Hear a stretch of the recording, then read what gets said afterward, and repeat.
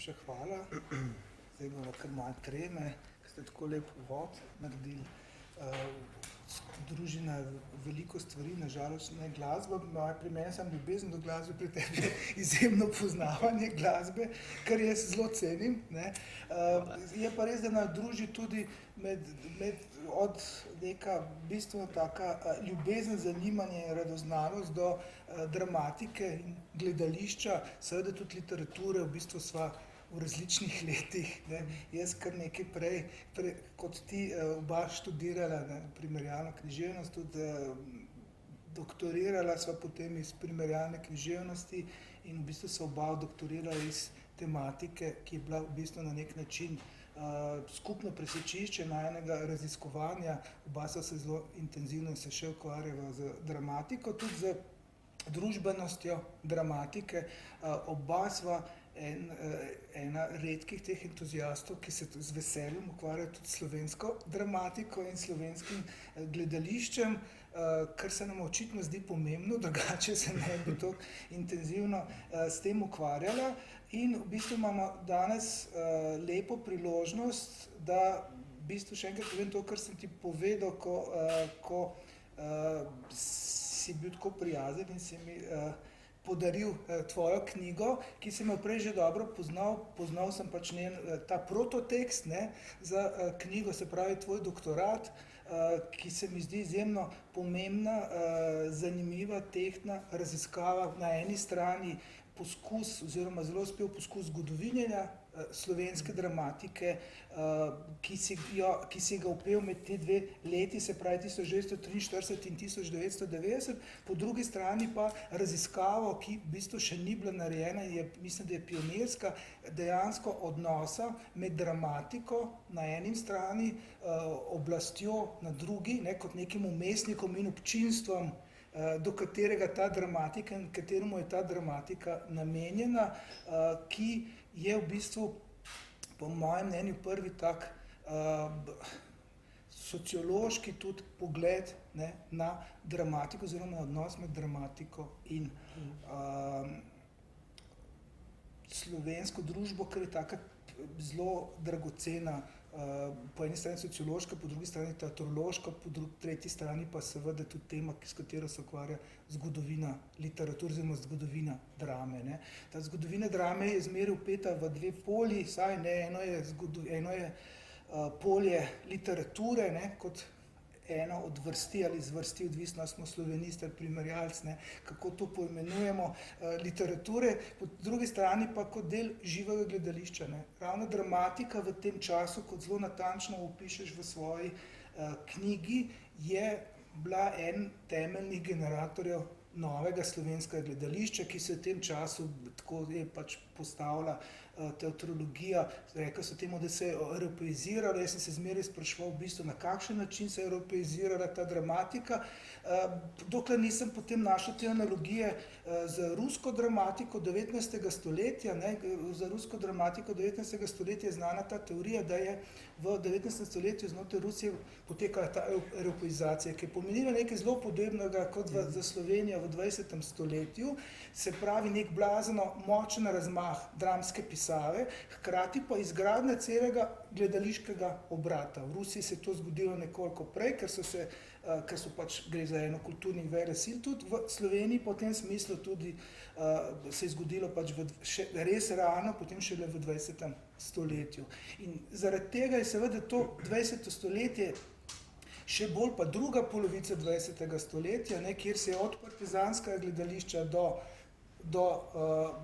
danes zgodila ta evropeizacija. Na kakšen, moje prvo vprašanje bi bilo, kako si se odločil za to razmejitev 1943-1990 in kako vidiš v bistvu ta razcvet na eni strani dramatike in kakšno funkcijo je ta dramatika odigrala v profesionalizaciji slovenske kulture in po drugi strani v neki, kakšno moč je imela ta dramatika znotraj slovenske kulture.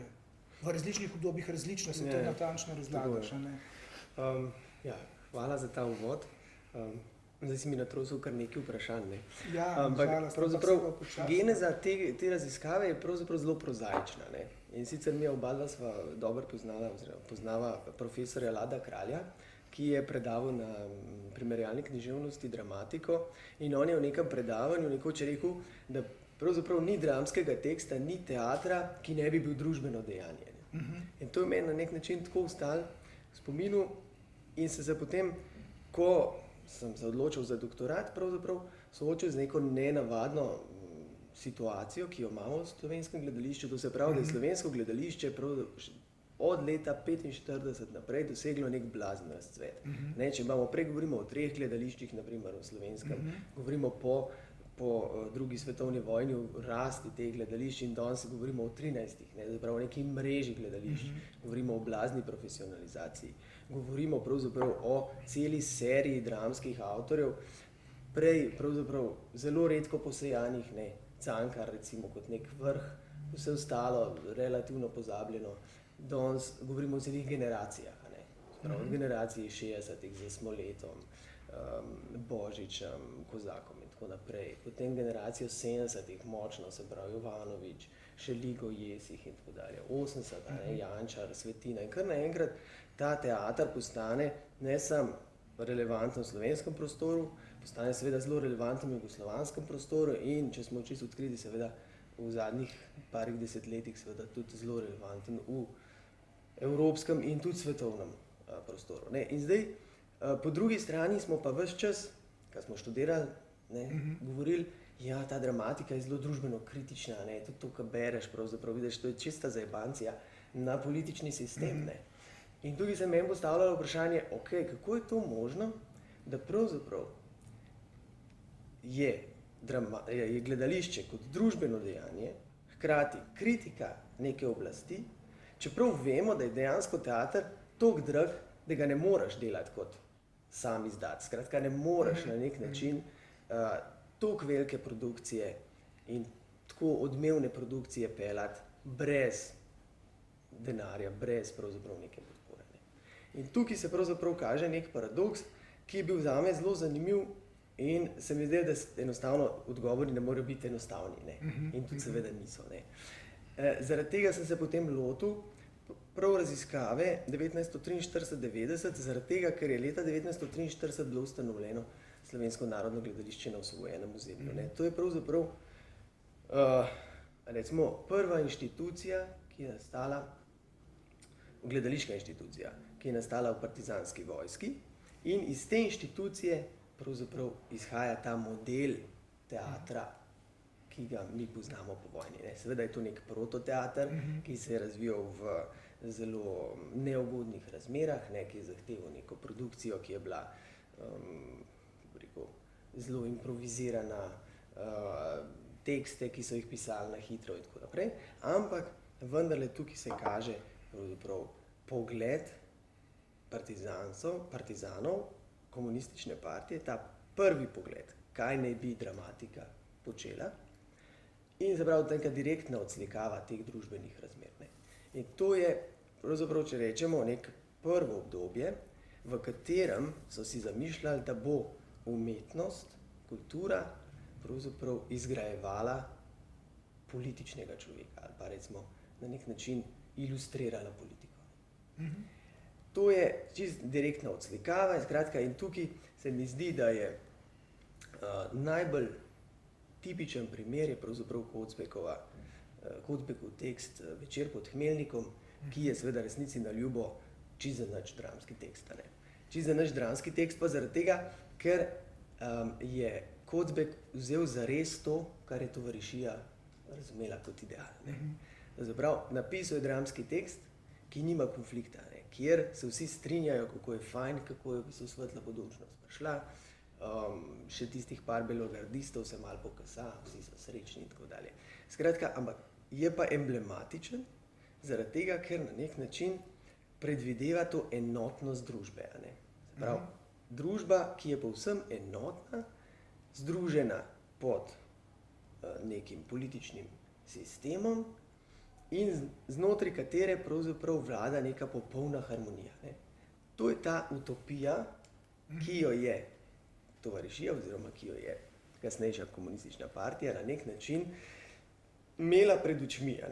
In ta utopija ves čas razpada. Razpada v realnosti in seveda povzroča zanimive stvari, tudi na primeru dramatike. Ne. Tako da za nas je pravzaprav to prvo obdobje, ki traja nekje do leta 52-55, manj zanimivo je pa izhodišče.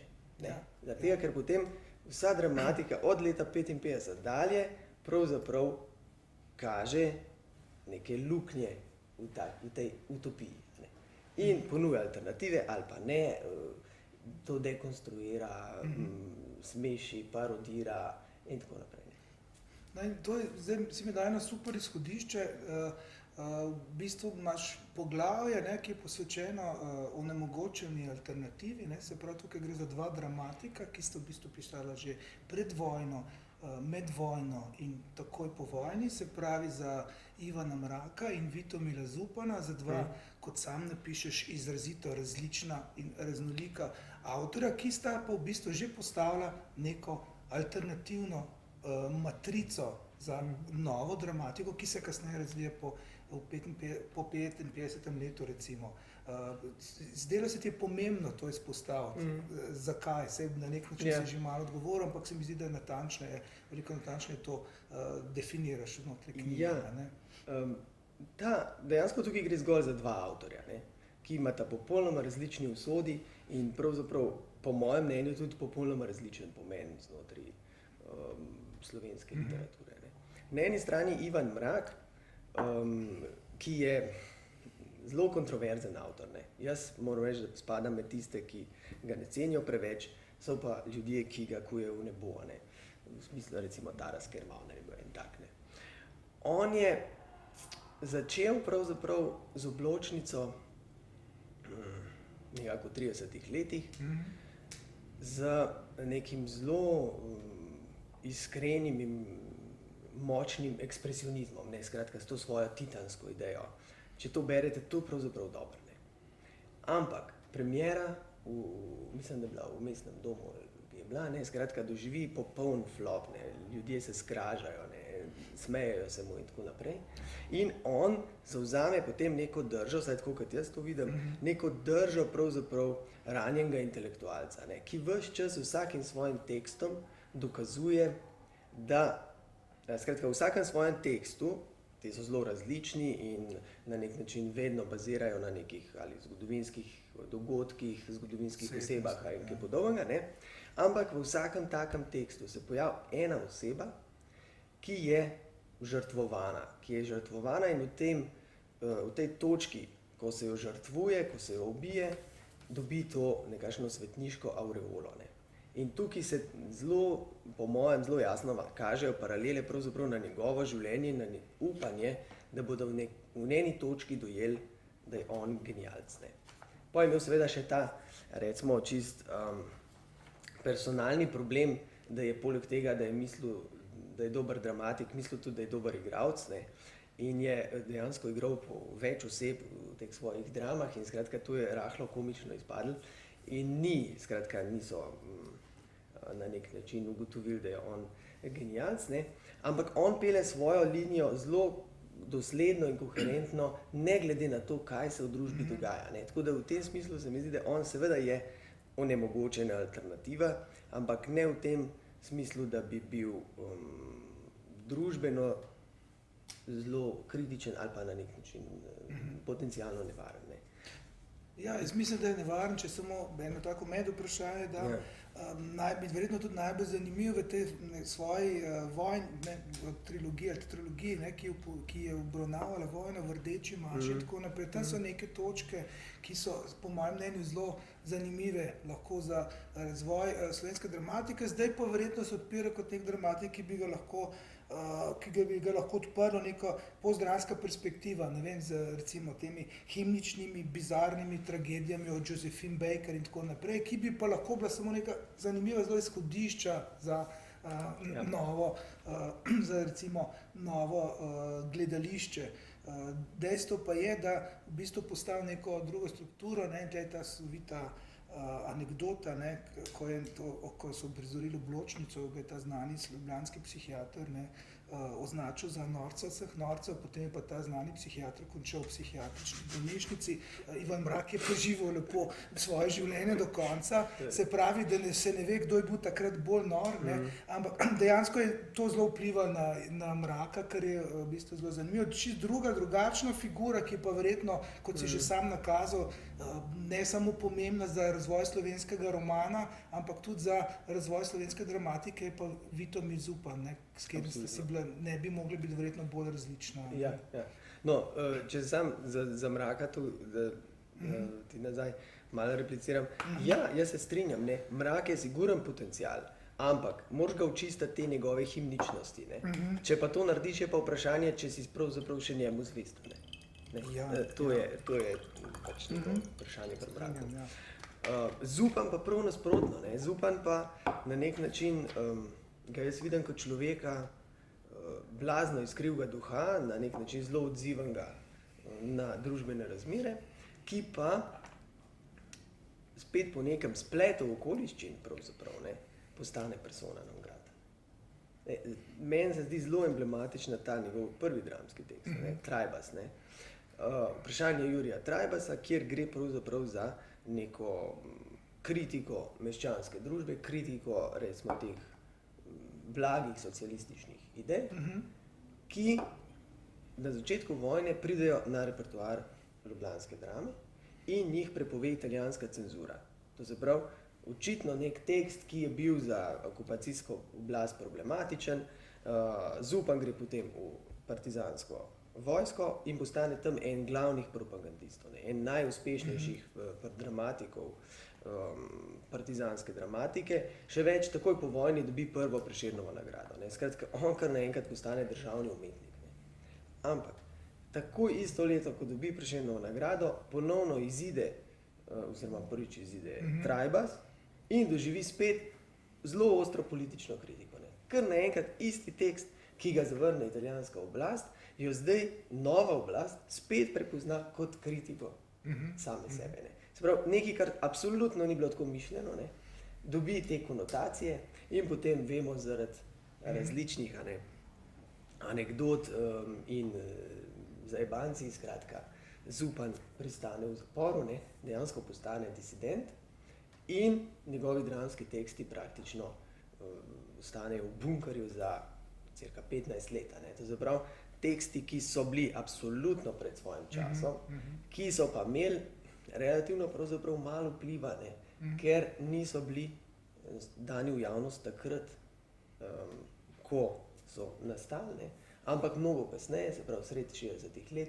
ko je pa že pravzaprav generacija Odra 57 prišla do nekih podobnih spoznanj in jih razvijala naprej. Ja, tako da se v bistvu na nek način z njim zgodi podobno, kot se zgodi z integrali in Kosovo, kjer je potem Tomaž Šalamun izjavil, da bi v bistvu čisto drugače začel pisati poezijo, če bi že prej vedel, da je nekdo pred njim izumil stvari, za katere se njemu zdijo, da jih v bistvu izumlja na novo. V tem smislu je seveda Zupan, oba sta zanimive, seveda zanimiva primera, ampak govorite pač o tem, da vzporedno s tem, z Agitko pač je nastajala neka dramatika, ki je bila osnovno drugačna, ki pa je v bistvu potem privrela na dan šele v bistvu v sredini 50-ih let, tako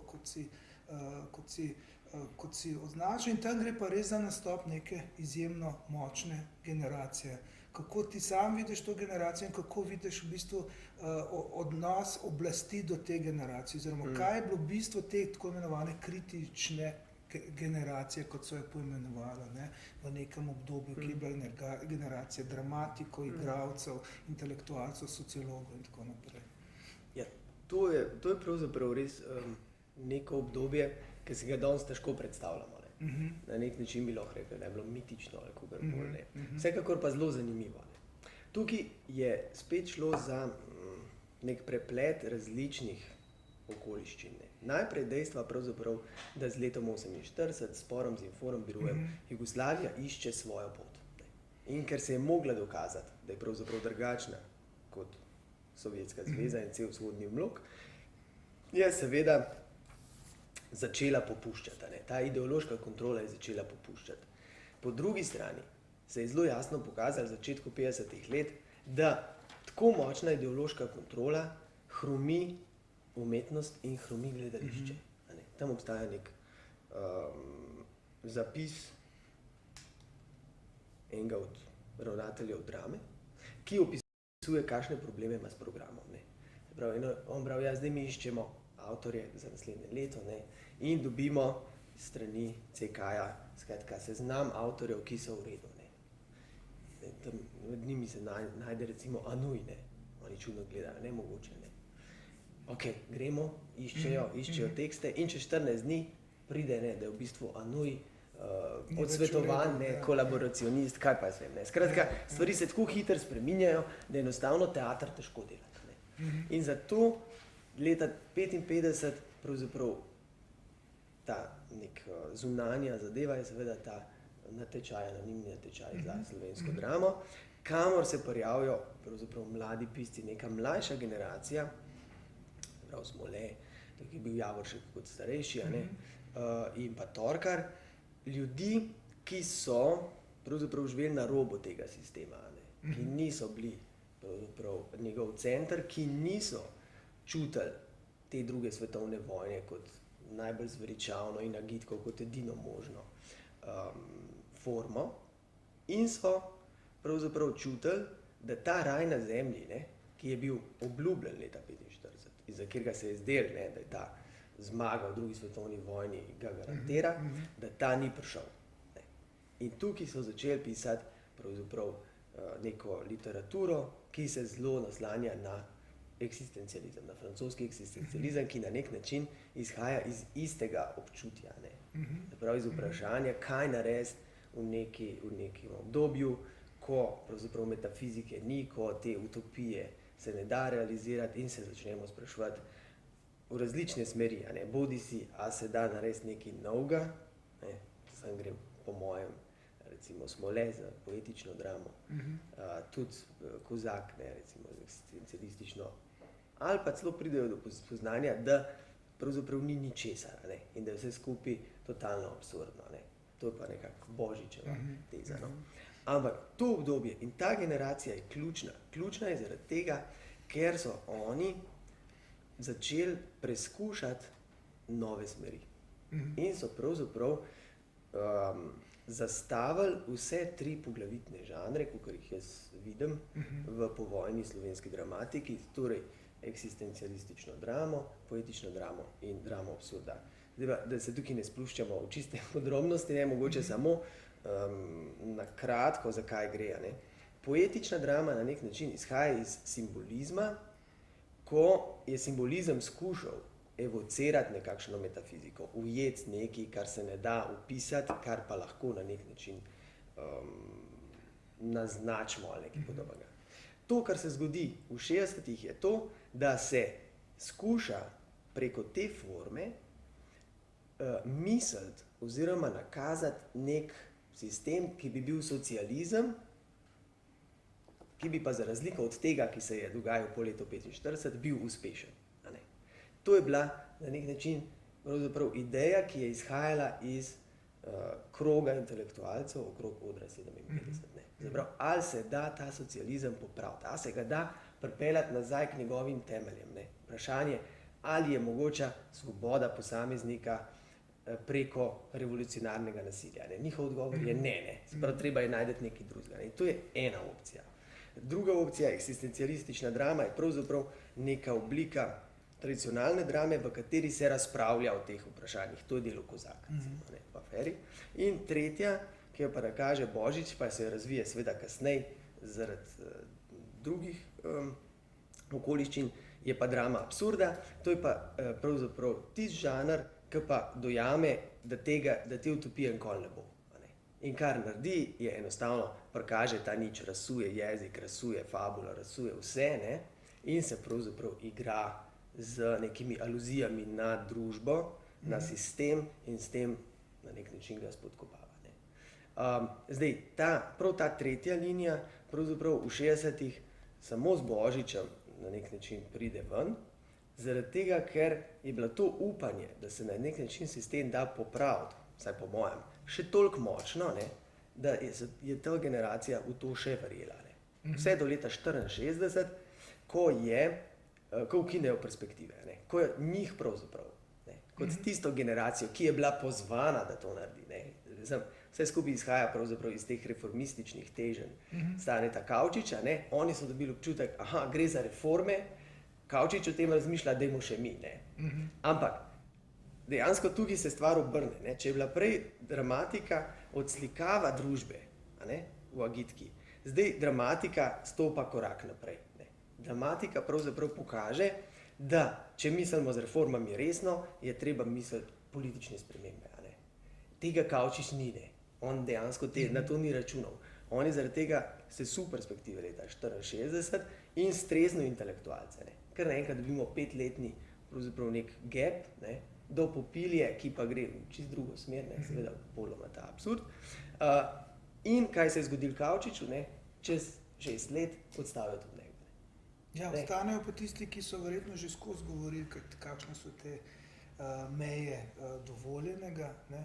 In tukaj je zanimivo ta odnos oblasti. Ne. Zanimivo je tukaj, ne vem, koliko si raziskoval, Vidmarjev odnos, ne, kot vrhovnega ideologa kulture do te nove dramatike, ki vemo, da je bil primarno oziroma skoraj da večinsko zelo izključujoč, ne, ki je tudi v bistvu kritiziral tako francosko eksistencialistično dramatiko kot sodobno dramatiko in na nek način je to bila le stalnica v imenu tradicionalizma, ne, in hkrati neke socialistične ideologije. Tukaj je nek zelo zanimiv odnos oblasti, ki povezuje, ne, tradicijo, ne, z neko socialistično mislijo, ki jo pa že sam interpretira.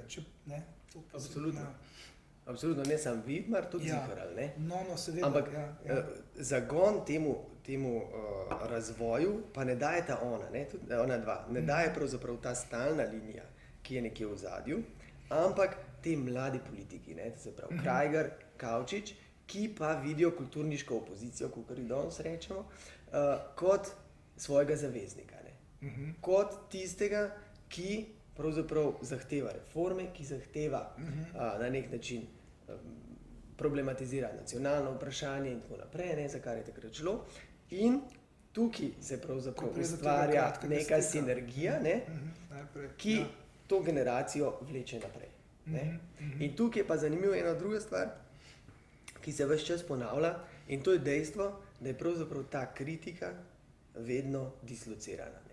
V nek oddaljen prostor ali pa čas. Seveda, to je v osnovi nekaj, kar se v umetnosti zgodi po defaultu. Ne. Umetnost pravzaprav ni politični pamflet, ne. In umetnost, ki je zelo neposredno, rekel, kritika trenutnih razmer, je vendarle vedno na nek način stvar dnevno novičarskega okolja in kratke sape. Ne. Zato se ves čas skuša iskati neke splošnosti in premeščati. Ne. Ampak tukaj se je pa ujel še nekaj drugega. Ne. Se pravi, ta premestitev je na nek način ustvarila nek gap, neko distanco med temi novimi politikami, temi novimi težnjami in recimo prejšnjim sistemom. Ali pa, če ne prejšnjim, pa sistemom v vzhodnji Evropi, v Sovjetski zvezi ali karkoli. Ne. In v tem smislu se zdi, no, da je gradila to neko povezavo med kulturniško opozicijo in oblastjo. Ne. Seveda samo do neke mere. Ne. Takrat, ko pride topla greda, ki pa je politični pamflet, ne, takrat gre čez rok. Ne. To pol niso več dopustili. No, topla greda je zelo zanimiv primer. Prvič zato, ker se točno tega loteva, kar si rekel, da se večinoma ne loteva, da nimamo legende o Svetem čeju in tako naprej, ampak imamo nekaj, kar se ukvarja z kmetijstvom, s problemi v kmetijstvu in tako naprej. In kar v bistvu je hkrati neka poskus tudi gledališke revolucije skozi dramski tekst. Ne. Takrat so v bistvu, vemo, da po teh pričevanjih obstajajo topli gredi, so poskušali v bistvu vzpostaviti nekega emancipiranega gledalca, ki bi odreagiral, igralci so bili med gledalci, vzpostavil se je nek nov tip gledališča, ki pa ga očitno je bil prevelik prestop, ne, in ki so ga morali sankcionirati. Ampak to je verjetno samo vrh te neke ledene gore, tega kratkega stika med novo politiko in novo dramatiko, če prav razumem. Ja, kratek stik na nek način v tem smislu, da pač oni niso v te odnose vstopali zavestno. Se pravi, te kritični intelektualci preskušajo, dokam lahko grejo, seveda popolnoma iskreno, oblast jih na nek način razume kot svoje zaveznike, jih zato izdatno financira in na nek način spodbuja. V nekem trenutku jih izdajo potem, kako? V nekem trenutku jih izdajo, pa zaradi tega spet zaradi spleta okoliščin. Se pravi, imamo Jožeta Pučnika, ki seveda kot intelektualec vzame stvari zares. In ne razpravlja na abstraktnem nivoju, ampak razpravlja na konkretnem. Reče, ok, dajmo pogledati, kaj zdaj z našim kmetijstvom, z vso to kolektivizacijo, kva smo mi zastegali, in ugotovi, dosegali nismo nič. Kaj se zgodi? Pučnika seveda že drugič zaprejo. Sprav, on je pravzaprav eden redkih resnih disidentov v Sloveniji. Zdaj, Rožancu vzame ta isti tekst, zaradi katerega je Pučnik ravno kar zaprt, in napiše dejansko nekakšen dramski feljton, kar tudi sam reče, seveda je to političen tekst. Tudi ta tekst, če tako pogledamo, ni izredno umetniška, je pa zelo zanimiv v tem smislu, da pripelje neko zelo aktualno, sodobno tematiko v gledališče in da, tako kot si rekel, v uprizoritvi na nek način seveda oni razumejo to kot brechtovski učni komad. To se pravi, odigrajmo situacijo, po situaciji postavimo igralce med publiko in začnemo dialog. Začnemo neko razpravo, kaj narediti, da se bodo stvari izboljšale. Tukaj pravzaprav pride ta celotna ideja te generacije, se eksplicira. Ampak, seveda, ker pride ob nepravem času in ker na nek način oblast dojame, čakajte, zdaj teli resno mislijo in hoče ustvarjati neko alternativo, seveda se tam konča. In Topla greda postane edini dramski tekst v bivši Jugoslaviji, ki je sodno prepovedan. Danes pravzaprav ni jasno, zakaj. Če bereš Jovanoviča, ne vem, Norce ali pa kaj podobno, to so hujši, to so veliko bolj kritični teksti, kot je Topla greda, s tem, da so Toplo gredo prepovedali. Zdaj vprašanje, kaj je bila tista točka, ampak verjetno je bila ta nevarna točka ravno to, da so v bistvu ne samo peljali nek brechtovski učni komad, ampak šli v neko gledališče, ki je dejansko gledališče zatiranih že skoraj bilo. Neko že skoraj boalovsko ali pa protoboalovsko gesto so izpeljali. Se pravi, odigramo, potem pa debatiramo. Publika ni zdaj tega odigrala, te situacije. V tem smislu je bilo verjetno to v bistvu zelo nevarno. Ampak to zapeljevanje in sumničavost zelo natančno in zanimivo opišeš in definiraš med novimi, med neko to v bistvu tolerantno politiko, ki poskuša dejansko zgraditi nek, kar je skupna gesta te generacije, tako politične kot kulturne, kot nek novo človeku bolj primerno obliko socializma, kot socializem v tej neki čistejši obliki, ne vulgarnega socializma ali pa vulgarnega marksizma, in tukaj pride seveda do zelo močnih trenj, ki se pa kasneje v bistvu z naslednjo generacijo ne dogajajo v bistvu več. Vprašanje pa je, koliko si naslednja generacija sicer hoče gojiti verjetno drug tip političnega gledališča.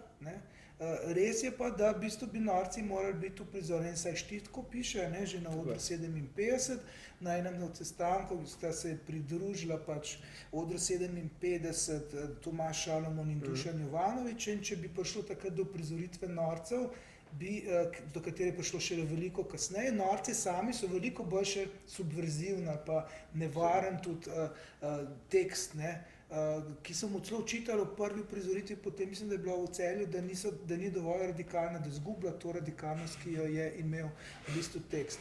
Tako da tudi Jovanovič, ta generacija dejansko kasneje potem nastopi z neko drugo obliko v bistvu subverzivnosti, ne, skozi popilijo in tako naprej. In hkrati vstopil v ta 70. leta. Kako ti vidiš ta 70. leta, odnos politike do teh novih iniciativ znotraj dramatike in pa tega, kar bi danes rekli ne več dramsko ali pa postdramsko, kar je v bistvu počela skupina Popilja in kar je Dušan počel tudi kot režiser. Ne?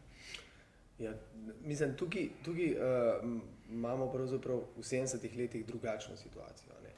Tukaj, tako kot si rekel, tukaj ni več Kavčiča, tukaj ni več Krajgerja, tukaj so Vidmarji in Ziherli. Zaprav, tukaj so stare pozicije in pravzaprav umetniki, ki doživijo končno deziluzijo. Deziluzijo o tem, da je umetnost na nek način povabljena k temu, da bi se ustvarjala družba. Tega ni več. Ne? To se pravi, da reakcija Dušana Jovanovića in Jesiha in ostalih je seveda ta, da v prvi fazi na nek način se zdi, da se ukvarjajo z teatrskimi problemi. Z vprašanjem, kje so meje uprizoritve, kaj to pomeni smrt na odru, če govorimo o Popilji. Kaj to pomeni prikazovanje golote. Skratka, oni prevprašujejo neke tabu teme družbene, ki pa se ne nanašajo tako direktno na samo oblast. Šele kasneje, v 70 letih počasi raste ta oblika drame absurda, ki v to totalno absurdno zmešnjavo, recimo nekih govorov, govornih ploskov, ali kakor hočeš temu reči, vpeljuje številne aluzije na sistem in na njegove kritične točke. In zdaj, sam žanr drame absurda je na nek način paradoksalen sam v sebi. Po eni strani je skrajno subverziven, ker drama absurda pravzaprav štarta iz želje ali pa iz neke pozicije totalnega metafizičnega nihilizma. Skratka, treba je pokazati, da ni ničesar, da ni nobenega temelja in razpreti to do te mere, da vse, kar damo noter, se pravi, kakršnakoli ideja, jo tako močno deziluziramo, tako močno razstavimo, da od nje nič ne ostane. To je osnovna ideja, recimo, samega žanra. In seveda oni mečejo noter marsikaj. Od teatra do seveda aluzij na družbo, Jesih o grenkih sadežih pravice, Jovanović vojaški skrivnosti in tako naprej. Tako da to je na nek način skrajno subverzivna oblika gledališča, ki je bila izredno popularna predvsem pri mladi generaciji. Mlada generacija je pravzaprav čutila v vsakdanjem življenju ta pritisk ideološki. Tako kada piše nekje Veno Taufer, da 70-ta so bila zanga čas totalnega svinca, da ni mogel gledati televizije in tako naprej. Zdaj, mi si težko to predstavljamo, ampak verjetno je to izgledalo, mogoče podoben tako kot danes, ker odpreš televizijo, pa je vse grozen, pa begunci, pa takrat je bilo pa vse slavljenje ideje in na nek način spucan vsakršnega normalnega, resnega razmisleka. In tukaj v teatru se pa na nek način publika najde in teater vidi kot neko polje svobode. Vendar, tam nekje do konca 70-ih to gre tako. Potem se pa zgodi en obrat, ki je zelo pomenljiv, ker namreč v 80-ih letih pa pride tudi v splošni družbeni klimi do reform. Začne se čutiti z Novo revijo, z NSK-jem, da morda ta socializem le ni tako monoliten in da bo slej ko prej razpadel. Tukaj pa dejansko spet vidijo intelektualci, ta kulturniška opozicija, svojo priložnost.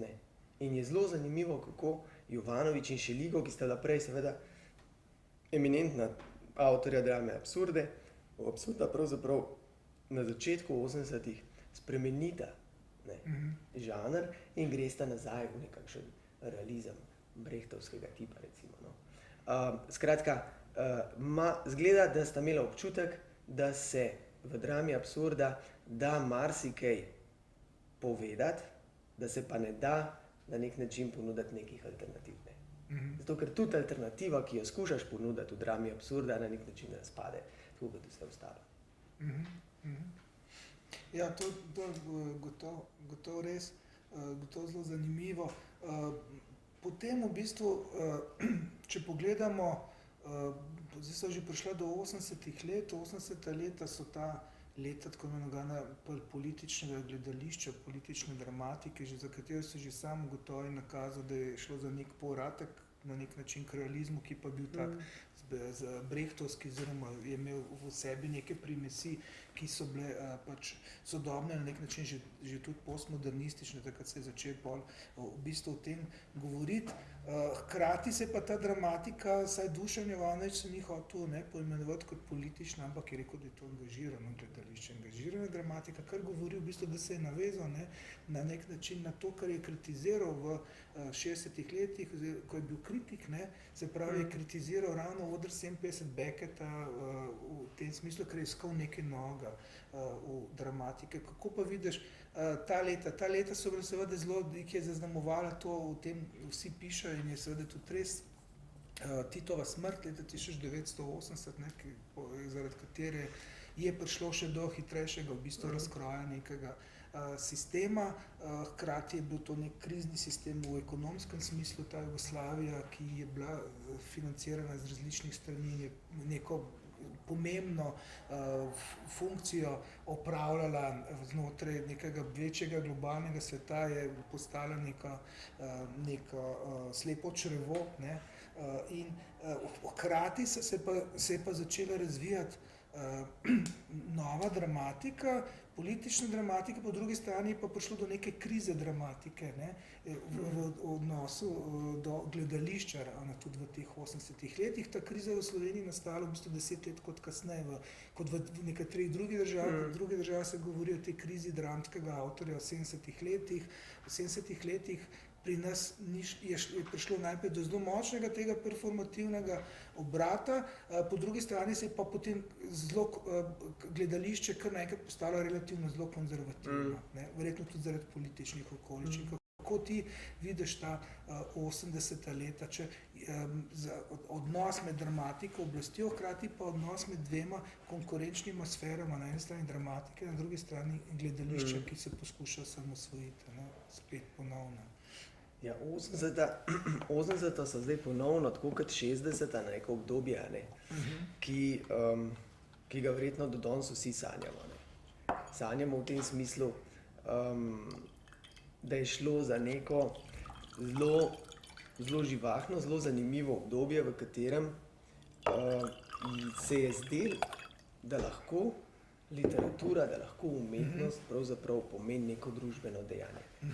Ker to je, se mi zdi, nekaj, s čimer se pač vsi, ki se ukvarjamo z literaturo, v enih točkah srečujemo.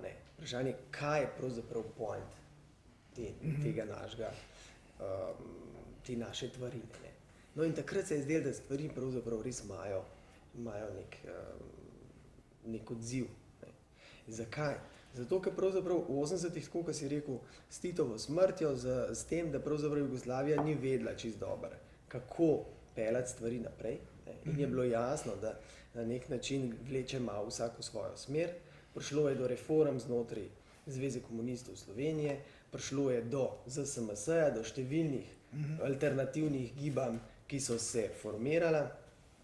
In znotraj tega je seveda ves čas se preverja, do kam se lahko gre. Tako v okviru Mladine, Nove revije, seveda kot v okviru teatra. In tukaj je pa pravzaprav prišlo do ene druge situacije, spravo do drugega zavezništva, ki se meni nakazuje torej med republiško oblastjo in kulturo, kulturniško opozicijo. In zelo zanimivo je, da se pokaže neka povezava med tem zavezništvom in med javnim mnenjem. Zakaj je šlo? Umetnost je pravzaprav ves čas bila kritična, zelo kritična do sistema. Ampak s to premestitvijo očitno je sprožila pri gledalcih premestitev v Beograd. se pravi na neke zvezne oblasti in se pokaže, da kasneje, ko smo v 80-ih, bolj se javno mnenje nagiba k podpori Zveze komunistov Slovenije in k pravzaprav negativni podobi Zveze komunistov Jugoslavije. Kar je pravzaprav paradoks, ker je šlo za isto politično stranko z zelo podobnimi pogledi, ampak vendarle prišlo je do neke te zareze. In ker je prišlo do te zareze, je na nek način tudi ob razpadu sistema, konc 80-ih, ta odcepitev, ta osamosvojitev Slovenije bila na nek način tako logična, gladka in je bila izpeljana ne samo strani pomladnih sil, ampak seveda tudi v veliki meri strani obstoječih republiških oblasti.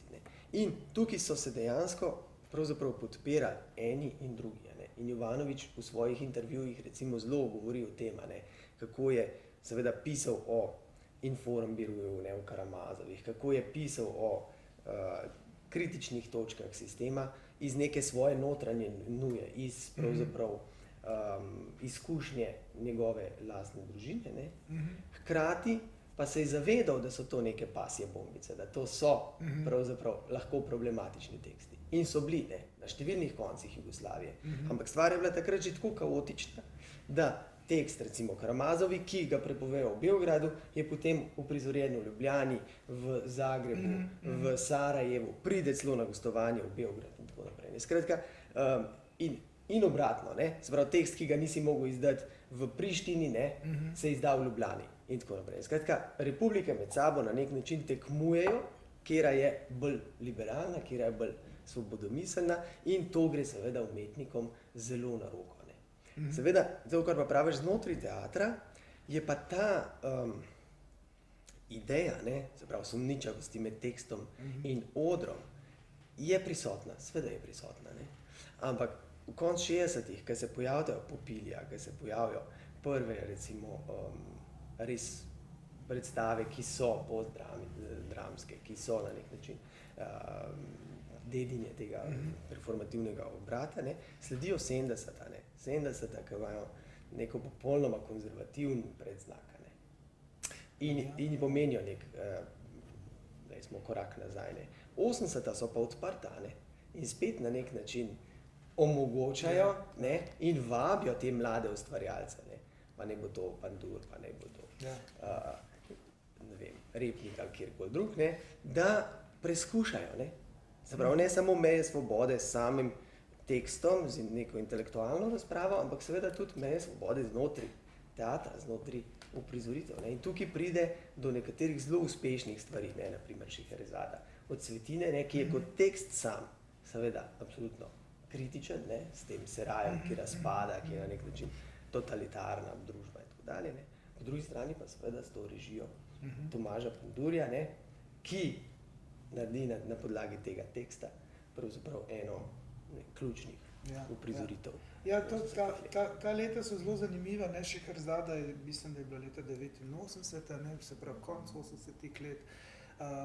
Zelo blizu temu je bil pač uprizorjena Atlantida, Filipčičeva, ki je tudi nek nov tip dramatike, nove kritike. Hkrati smo imeli leta 87 Krst pod Triglavom, Krst pod Triglavom je zanimiva zgodba, zato ker vidimo, da ta stara struktura cenzorjev, gospa Zdenka Kidič in tako naprej, še zmeraj pridejo Cankarjev dom, pogledajo generalko in rečejo, da se ne sme imenovati Krst pri Savici in potem NSK naredi rušno subverzijo in to imenuje Krst pod Triglavom, kar je še bolj politična gesta.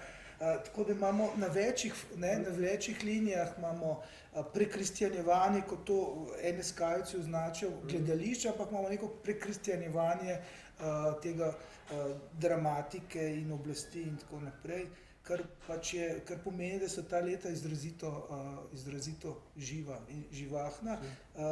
In zanima me, mogoče še zadnje vprašanje, potem bi pa publiko še vprašali. Zelo natančno ste raziskal tudi kulturno politiko slovensko. v osnovi si jo postavil, mislim, da v 3 faze. Ena je faza pač Tam do 52, do 52. leta, potem faza tega poskusa samoupravne kulturne politike in pa tretja faza, potem, ki se jo kako poimenoval Samoupravljanje, v kulturi. V kulturi, in potem imamo zdaj še to 4. fazo, ki si jo pa tudi oblikoval nekaj časa, ki jo živimo in ki si jo tudi sam oblikoval.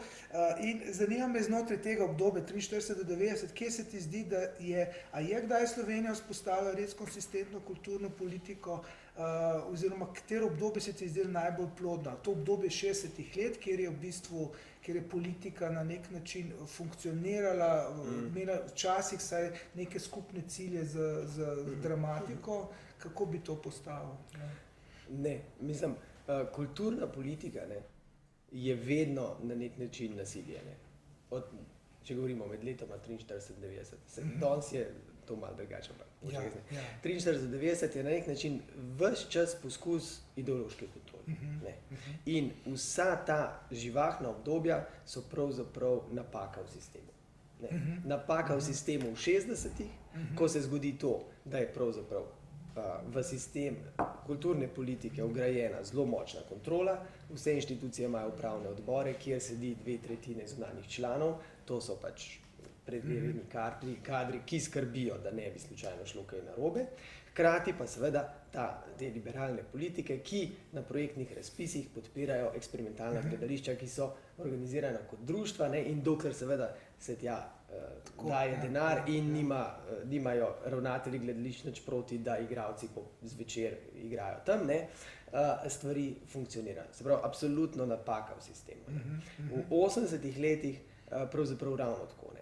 Tam je pa sistem sam tako absurden. Ne. Samo upravljanje povsod je bilo utrgan sistem. Ne. Na nek način ta ideja, da bomo vsi upravljali z družbo, ne, ker naenkrat so vsi vključeni, samoupravne interesne skupnosti, kulturne skupnosti Slovenije, ki načrtujejo in imajo neke ideje, nimajo pa denarja, ministrstvo, ki ima denar in ne more na nek način kontrolirati vsebine. Skratka, kar naenkrat je vsem vseeno, noben ni odgovoren in delajo, kar hočejo. In seveda, kaj se zgodi? Naprimer, ne, v Mladinski teater pridejo Pipan, pride Jovanovič, pride Ristić, ne, in oni delajo to, kar oni mislijo, da je prav. Ne. In kar naenkrat Mladinski teater seveda postane, recimo, najbolj vznemirljivo gledališče v Jugoslaviji, kakor temu rečemo. Ne. Skratka, lik zaradi napake v sistemu se omogoča relativna svoboda in znotraj te svobode pravzaprav kultura dobro deluje. Ne. Če me pa zdaj vprašaš, današnja situacija je pa na nek način ravno tako odbita. Ne. Zaradi tega, ker se od 90-ih let naprej ves čas sprašujemo, kako postaviti nek nov sistem, ki ne bo tak, ki je bil prej, ne? Se pravi, ki ne bo na nek način temeljil zgolj na državnih ali mestnih inštitucijah, ne? Ki jih mora država seveda izdatno, če ne kar v popolnosti financirati. Ampak kaj pa je alternativa? Ne? Se pravi, kako spustiti zasebno pobudo noter in hkrati kako ne zrušiti te infrastrukture, ki smo jo postavili. Odgovora noben nima. Ne. Dejansko je pa nujen. Ne. Na nek način bi mogla država ugotoviti, kaj je osnovna infrastruktura, ki jo more vzdrževati in potem dejansko prepustiti akterjem, producentom, da delajo na nek način znotraj nekih okvirov. Ne. Se pravi, nacionalni teater mora imeti toliko premier, mora na nek način gojiti slovensko dramatiko in tako dalje. Ne? Pač neke omejitve, seveda, dajte, potem pa pustiti svobodno. Ne? Tukaj pa to ni jasno. Ne? In to je zelo zanimivo, zdaj sam s tem končam. Ne? Zanimivo, ko priješ na Ministrstvo za kulturo, ti dejansko ugotoviš, da tam uradniki mislijo, da so producenti. Ne? Oni imajo mnenje o vsem, ne? Kaj je dobro, kaj je slabo, kaj bi financirali, koga ne bi. In se obnašajo, kot da je to njihov denar in da je to na nek način oni razumejo. Ne? Tako da to je rahlo strašljivo. Verjetno se vleče iz prejšnjega sistema, je pa zgrešen. Najbrž, zato ker verjetno nismo nikoli imeli res jasne kulturne politike, ne? Da bi v tem smislu, ne, programa, mislim, ali smo imeli pa te programe, ki se jih potem ne da realizirati, ne, neka spet zunanja skupina, ki je nekaj delala, uradniki so pa delali nekaj drugega. Po svoje, ne. Ja, Je pa res, da noben noče sprememb, ne. Na nek način, dokler so stvari nedorečene, lahko vsak dela malo po svoje. No, in to, kar je zanimivo, mogoče samo, da zanimivo je ta 60-70 leta, ki si jih omenil, ne, da smo imeli to sporedno financiranje, ne, je bilo to pač nadzorovano, drugo je bilo pa tisto svobodno polje, ki so ga marginalizirali, na tem smislu so popilijo pekarno, glej in tako naprej, marginalizirali način, da so rekli, da je to del v bistvu tako rekoč ljubiteljske kulture, se pravi, da če so nastopili na Bošnikovom srečanju, so nastopili kot nek dodatek, niso bili enakopravni, enakovreden, ne, del tega gledališkega v bistvu obrata. Mogoče še zadnje, mogoče vprašanje. Zdaj, jasno je, da je slovenska dramatika zelo pomembno pač vlogo odigrala v tem dinamiziranju družbe. Se ti zdi, da katero obdobje bi izpostavil, da se ti je zdelo, da je bila, sem na nek način si že odgovoril, ampak mogoče še enkrat vprašam, da je bilo najbolj, za katero obdobje je bila najbolj značilna ta dinamizacija, neka moč dramatike, ne, znotraj družbene sfere. Mogoče ne bi je bilo več obdobja, ali pa na različne načine bo sam povedal. No, ja. Mogoče bi lahko rekel 60-ta, ne. 60-ta zaradi tega, ker se je dramatika takrat recimo na nek način zastavlja, tako kot se je pol kasneje razvijala. Ne. V smislu, če pa rečemo, katero obdobje ima pa najmočnejšo to iluzijo, da se da z literaturo spreminjati svet, pa 80-ta. Ampak jaz mislim, da je to zabloda. Ne. Jaz mislim, da ideja, ne, pravzaprav civilne družbe, ki je bila prepričana in je po mojem še danes, če biste govorili, ne vem, z Ruplom, z Jančarjem in še s kakšnimi temi resnimi akterji, ne, oni so prepričani, so oni zrušili Jugoslavijo. Ne. Jaz mislim, da to ni res. Ne. To je na nek način zabloda, ne, ampak je pa iluzija, ne, ki jo je zgradila, ki so jo zgradile cele razmere, ne, pravzaprav en zelo kompleksen preplet na ključi. Oni so bili seveda dejavni faktor, da se razumem, ne govorim, da ne, ampak samo oni ne bi mogli zrušiti sistema, ne, ker pa so prišli v neke konstelacije, kjer so vse stvari peljale v isto smer, ne, se je pa ustvaril občutek, ne samo pri njih, ampak tudi pri javnosti, da so oni dejansko bili osamosvojitelji, ne, in številni od njih seveda so ta svoj politični kapital tudi unovčali. Ja, se strinjam. Mogoče zdaj lahko publiko povabimo k komentarjem, oziroma imate vprašanja za kolega Gašperja.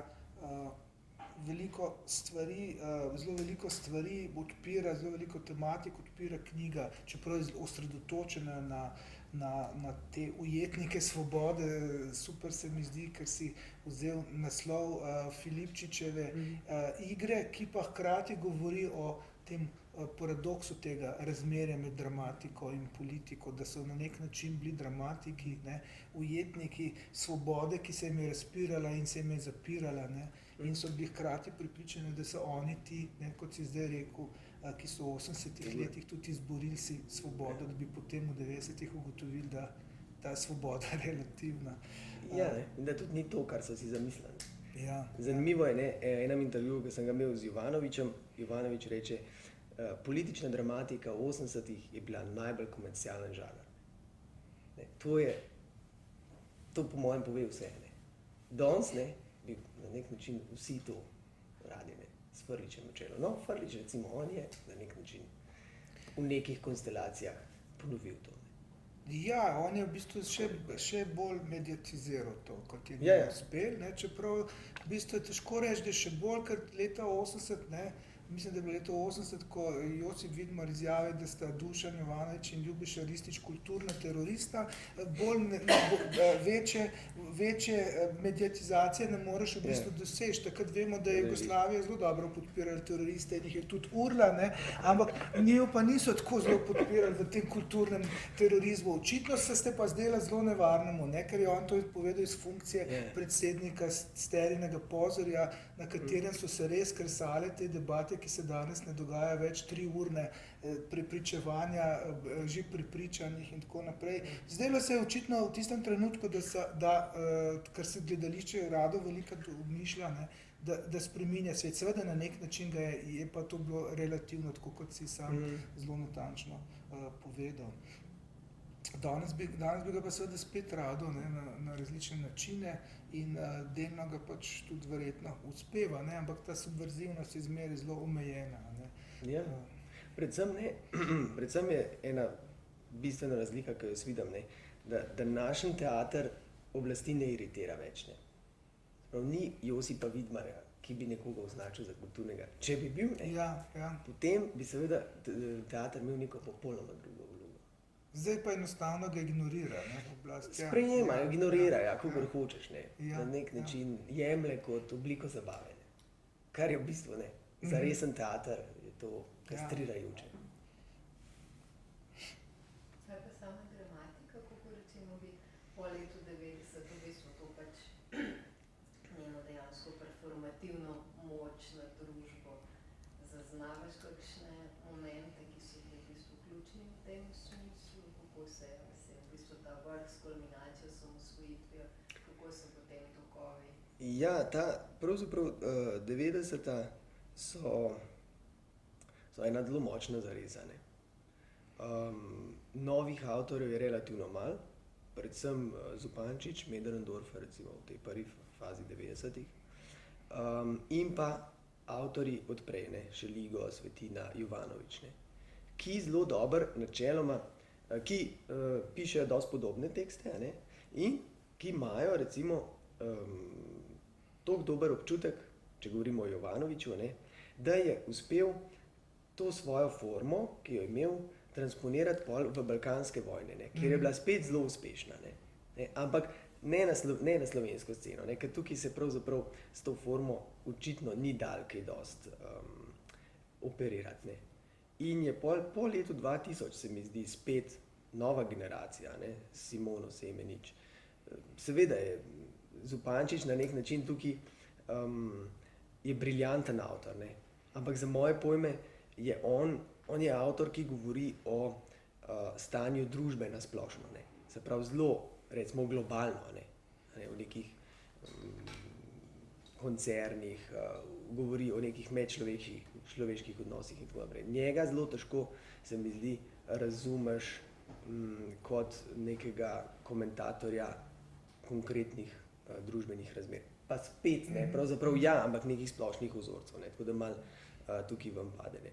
Ampak pol pa ja, ne, pol pa po mojem predvsem za Simono Semenič, ne, kot neko novo dramsko pisavo, pa potem, ne vem, z avtorji, ki so bolj ali manj, ne vem, Draga Potočnjak, ne, z nekimi teksti, ki so veliko bolj intimni, ne, to je tudi zanimivo, ne, recimo, da te politični teksti, ki nastajajo, ne nagovarjajo več občestva, ne, ker to na nek način več ni relevantno, ni več možno, ne, ampak nagovarjajo bolj recimo posameznika, ne, njegovo iskanje smisla in tako naprej, ne, ker v tej konstelaciji, ne, ko teater ni več primarno družbeno dejanje, ne, se mi zdi, da pravzaprav je alternativa samo v teh, recimo, zasebnih zgodbah. Ja, ampak to se mi zdi, da je malo specifika, ne, slovenske dramatike, ker dramatika v drugih predelih, ne, recimo Evrope, tudi recimo, če vzamemo srbsko dramatiko, ne, Biljana Srpljanović, Mileno Marković, gre za zelo angažirano dramatiko, ne, ki ohranja to neko fokusiranje na intimnost, kot ima že, ne vem, Pripno pa pri Strindbergu, ne, pa hkrati obravnava neke zelo jasne družbene procese. Po drugi strani imamo pa dramatiko, ki v Italiji ali pa tudi v drugih državah, ki se bolj lotevajo tega. Samo tam ima tudi gledališče močnejšo, recimo, ne vem, vsaj v Franciji, v Nemčiji ima gledališče še zmeraj neko močnejšo družbeno moč, kot jo ima v Sloveniji verjetno, ne. Mogoče je imel v 80-ih premočno, ne. Ja, pa da je enostavno ta dediščina še nekako traja, ne. Kaj pa vem, težko je reči. Mislim, da v zadnjih letih sicer se mi zdi, da spet dobiva neke nastavke, ne toliko v sami dramski pisavi, ki sicer skuša biti kritična. Ne? Zdaj to, ne vem, Mödrendorferjeva Evropa, ne? Absolutno, ne? Ampak je pa po drugi strani čist pretirana. Ne? In se mi zdi, da zgreši, enostavno toliko prebije horizont pričakovanja publike, da je ne uspejo sprejeti, publika je ne uspe sprejeti kot politično dejanje. Ne? Je mogoče, ne vem, recimo, to je zelo odvisno, se mi zdi, od samega obdobja. Ne? Sebastian Horvat je recimo tipičen režiser, ne? Ki je seveda zelo občutljiv za družbene razmere in ki pravzaprav vsakim, skoraj da z vsako svojo postavitvijo skuša delati političen teater. Ne? In pri njemu je zelo zanimiv, ne? Tam okrog leta 2008-2010, ko je bil Janša na oblasti, ne? On zelo uspešne predstave lansiral, ne? Od Raztrgancov pa kakor Van Drago, mislim, da od Shakespearea in tako naprej. Ne? Skratka, ene par zelo močnih uprizoritev, potem pa, ker se ta stvar obrne in ko pride v ta neoliberalizem, ne, tega je zelo težko zagrabiti. Ne. Na nek način vsem se zdi, da stvari niso v redu, ne, da je enostavno treba kritizirati. Ampak, ko hočeš na nekoga pokazati, ko hočeš nekaj zagrabiti, pa se ti zdi, enostavno zagrabiš v prazno. Ne. In to se Sebastianu zelo velikokrat zgodilo, tudi v prizoritvah. Ne. Do letos pravzaprav. Ne. Hlapci in zdaj recimo v Republiki sreče, kar je bilo v drami, to so pa genialni teksti. Ne. In tudi zelo genialne uprizoritve, ne, ki pa na nek način pokažejo in res zagrabijo tega neoliberalnega duha in ga spervertirajo na nek način, ga usmešijo. No. Tako da, ja, tukaj se mi zdi, da smo padli v ta problem. Ne. Kako delati političen teater v stanju sveta, ki je na videz povsem svobodno. Skratka, kaj nam manjka, ne? To je ta, ne? Imamo pa skozi občutek, da nekaj ni v redu, ne? Ja, se strinjam zelo s tabo. Mislim, da imamo še večji problem s tem, da zelo težko analiziramo to podalpsko, postsocialistično obliko neoliberalizma, kjer živimo, ampak verjetno bo do tega prišlo, ne? Ker je slika tako nejasna še. Ne? Kolikor pa je jasna, je pa tako grozljiva, ne? In groteskna, da je še ne uprizarjena. Ampak mislim, da bo verjetno do tega prišlo. En tak zanimiv obrat se mi zdi, ker se prej Simona Semenič omenil ravno ta njen tekst, ki ima tako epopeja z neko dekonstrukcijo 1981, ne?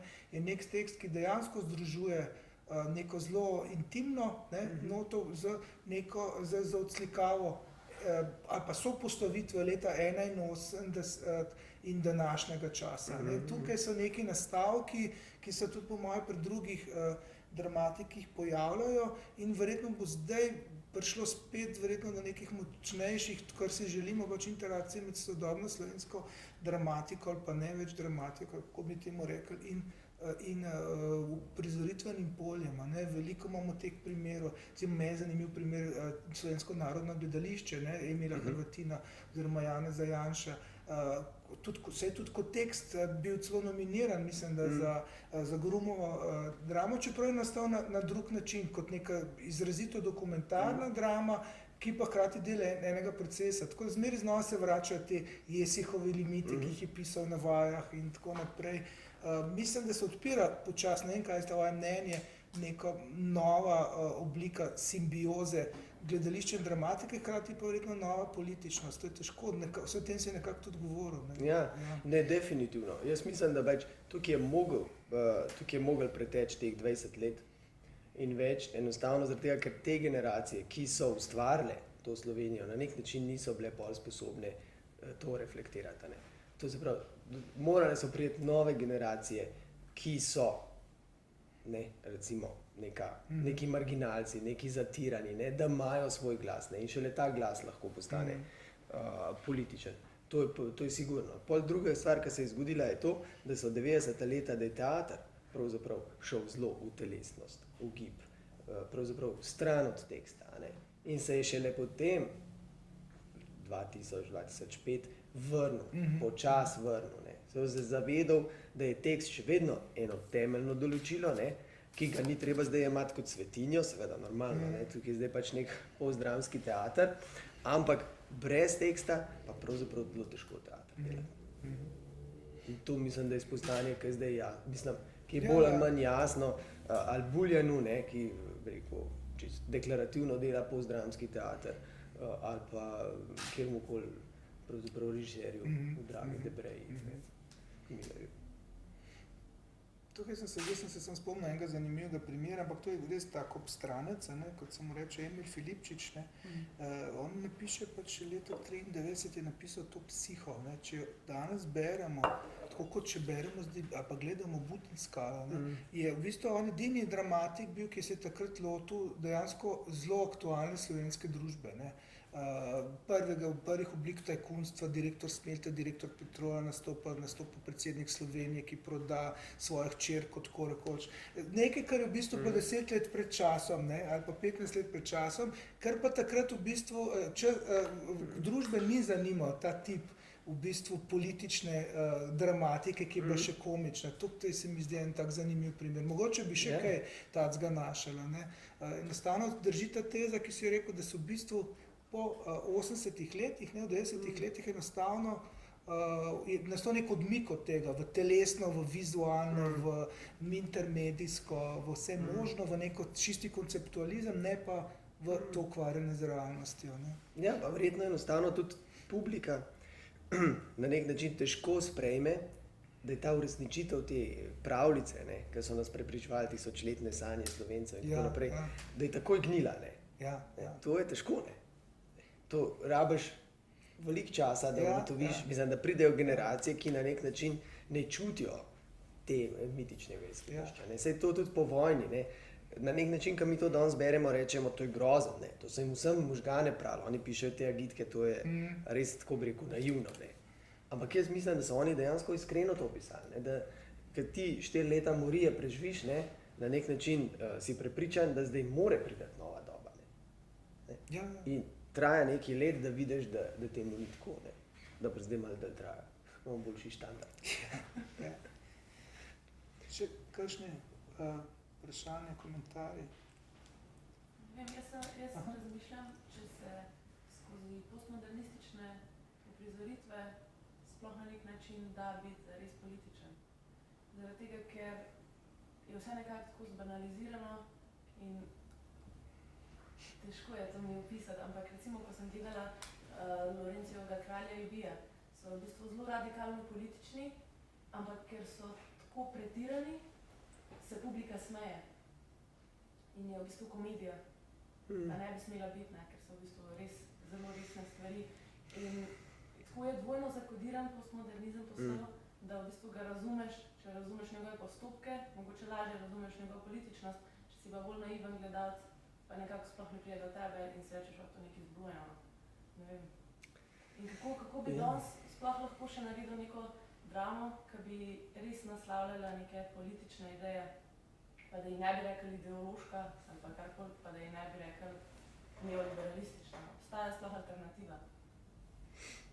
Ja, to je odlično vprašanje. Mislim, problem pravzaprav političnega gledališča je ravno v tem, tako kot ste rekli, čim je preveč radikalno, se pravi, če se preveč odmakne od tega, kar gledalec razume kot svoje vsakdanje življenje, potem bo gledalec to dejansko zavrnil. Bo rekel, aha, to je nekaj, kar se dogaja nekje drugje, ali je komedija, ali je samo zanimivost, če hočemo. Zaprav, na eni strani seveda rabimo neko družbeno situacijo, v kateri nam bo šlo dosti slabo, če tako rečemo, da bomo na nek način začutili to kot problema.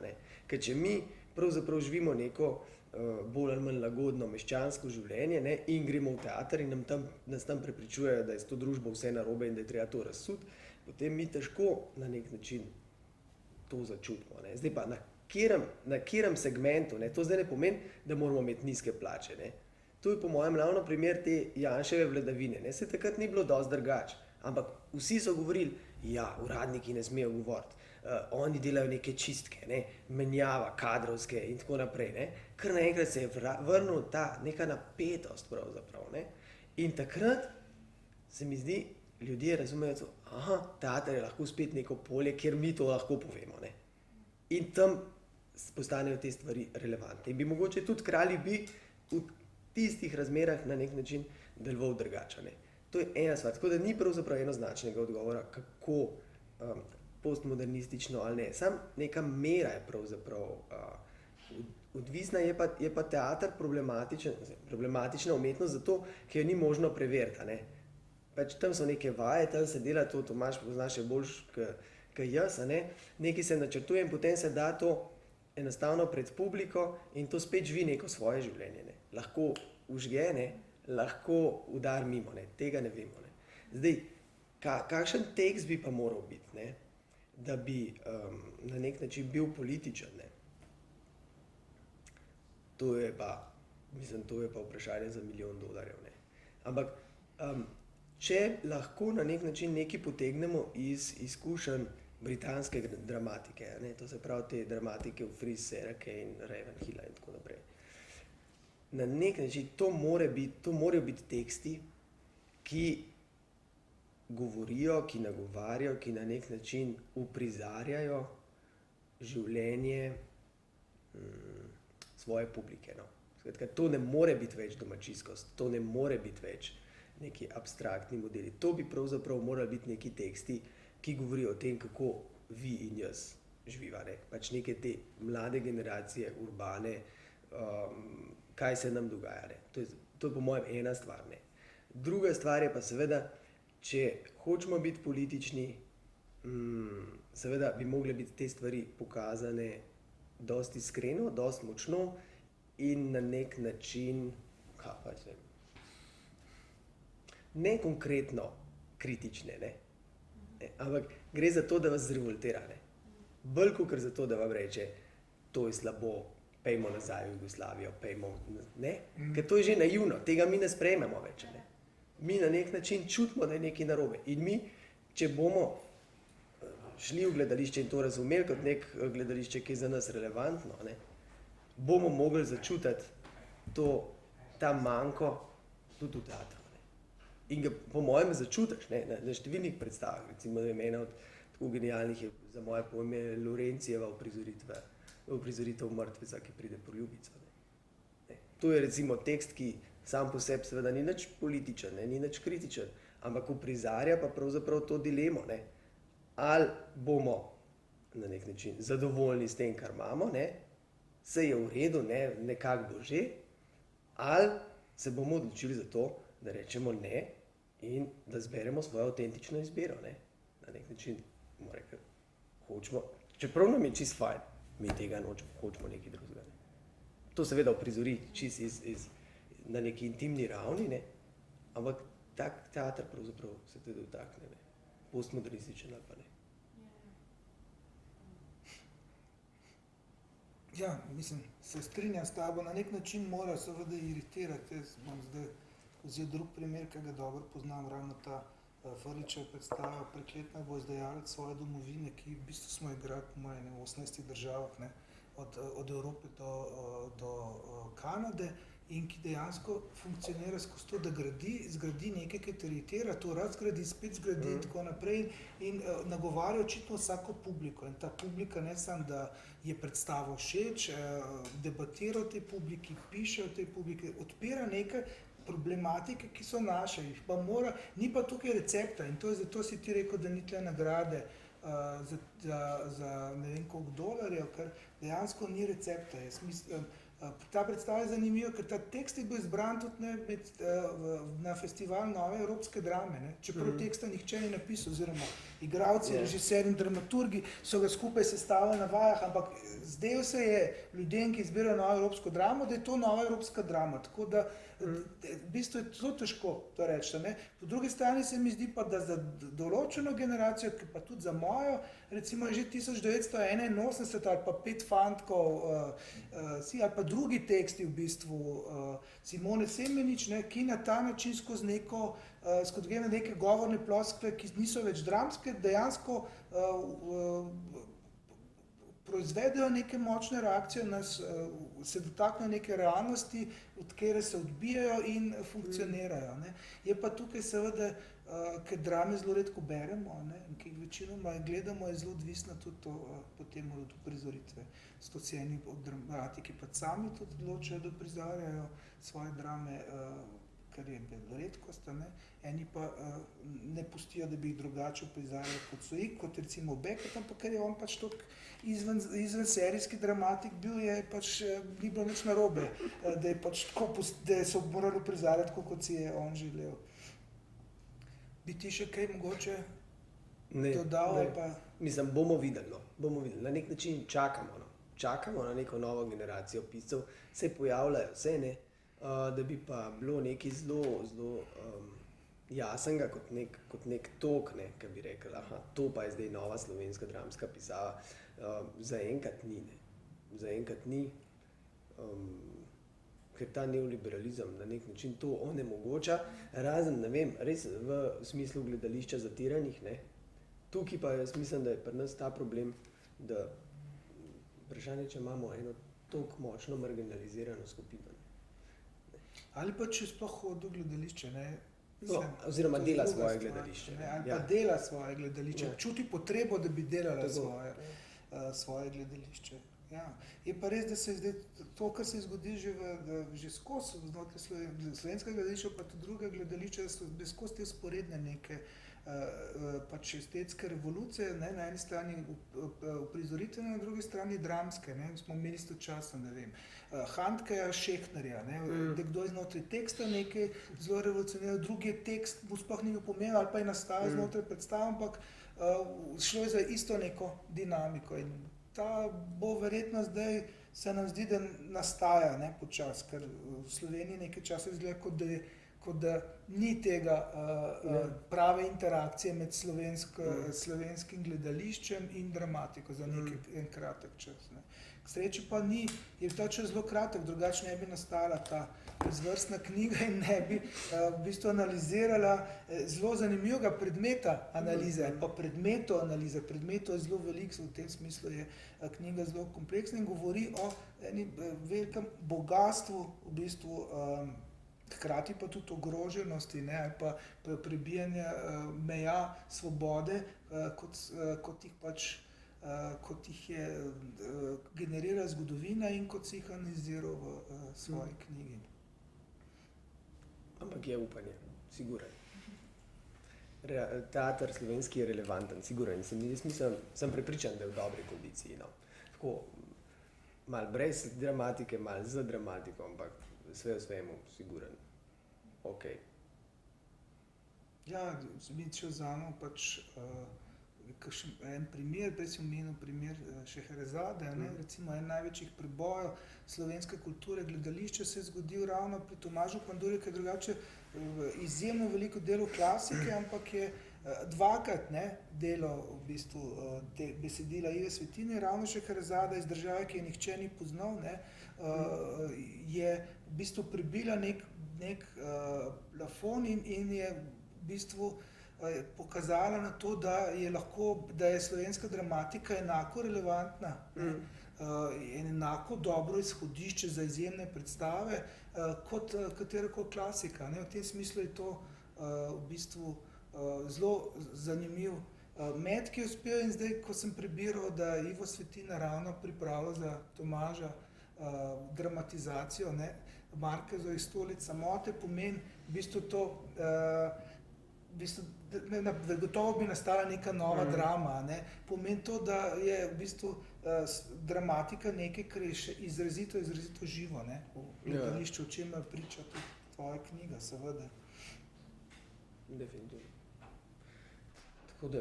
Boste vi še kaj zaključili? Najlepša hvala. In hvala publiki, da ste prišli. Najlepša hvala publiki, zelo živa, trpežna. Ja. Vprašanje ste mi. Pa hvala tebi, Gašper. Hvala tebi.